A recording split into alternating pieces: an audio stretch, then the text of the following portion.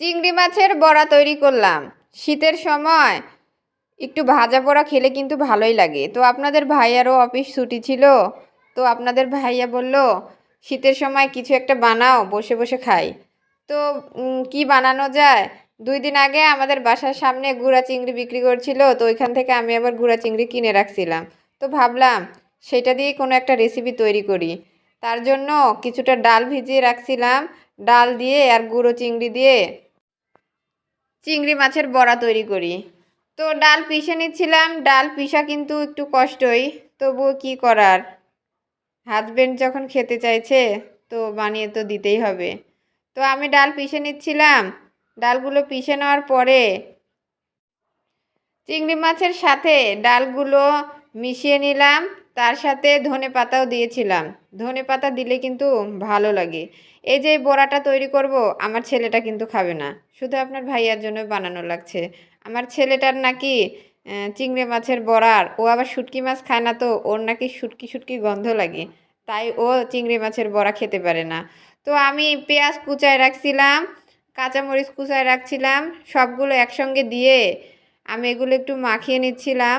এর সঙ্গে একটু আদা বাটা, জিরা বাটা আর রসুন বাটাও দিচ্ছিলাম। এটা না দিলেও হয়, আমার এগুলোর গন্ধ ভালো লাগে, তাই আমি এটা দিলাম। আপনারা না চাইলে নাও দিতে পারেন, অনেকেই দেয় অনেকেই দেয় না। তো লবণ দিলাম, হলুদ দিলাম, তারপরে মরিচের একটু গুঁড়াও দিলাম। চিংড়ির বড়ার মধ্যে চাউলের গুঁড়া দিলে চিংড়ির বড়াটা কিন্তু মচমচে হয়, কিন্তু আমার চাউলের গুঁড়া ছিল না, চাউলের গুঁড়া কিন্তু শেষ হয়ে গেছিলো। তো আমি যদি আবার চাউলের গুঁড়া করতে যাই তাহলে আবার একটু ঝামেলা।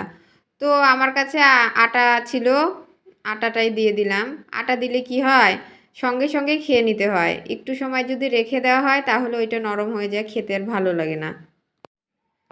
আপনাদের ভাই আর খেতে কোনো সমস্যা হয় না, ওর নরম হলেই কি আর মচমচে হলেই কি, ও ভাজা পোড়া পছন্দ করে, হলেই হয় ওর একটা।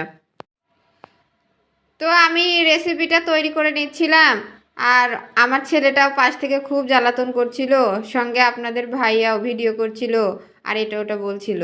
আমার তো খুবই রাগ হচ্ছিল, মাঝে মাঝে তো আমি রেগে যাচ্ছিলাম, ভিডিওতে দেখতেই পাচ্ছেন।